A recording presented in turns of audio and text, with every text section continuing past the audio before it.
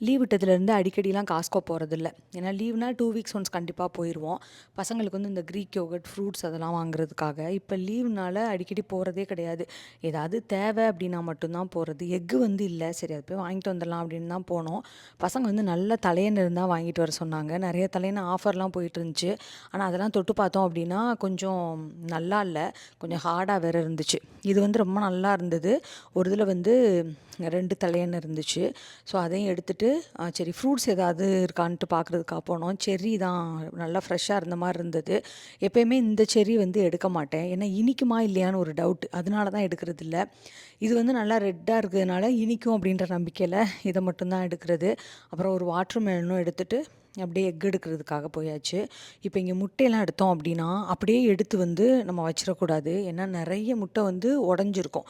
அதனால அப்படியே back side திருப்பி அது உடஞ்சிருக்கா இல்லையா அப்படின்ட்டு செக் பண்ணிட்டு தான் எடுக்கணும். அங்கே பில்லெல்லாம் போட்டுட்டு நேராக குரோகர் போயிட்டோம். ஏன்னா எனக்கு ஐஸ்கிரீம் சாப்பிடணும் போல் இருந்தது. காஸ்கோவில் பார்த்தோம். ஐஸ்கிரீம் வந்து எப்போயும் நான் சாப்பிட்றது தான் இருந்துச்சு. வேறு எதுவும் புதுசாக வெரைட்டியே இல்லை. நிறைய இன்ஸ்டா பேஜ்லலாம் பார்த்தேன்.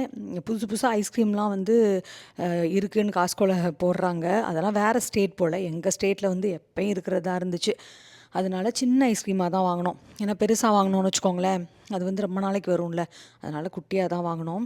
அதுவும் வந்து இந்த ஒயிட் சாக்லேட் ராஸ்பெரி ட்ரஃபிள் வந்து ரொம்ப சூப்பராக இருக்கும். எனக்கு வந்து பிடிக்கும். பாப்பா சொல்லி தான் இதை வாங்கி சாப்பிட ஆரம்பித்தோம். இதோட டேஸ்ட் வந்து ரொம்ப நல்லாயிருக்கும். நாளைக்கு பார்க்கலாம். தேங்க்யூ. பாய்.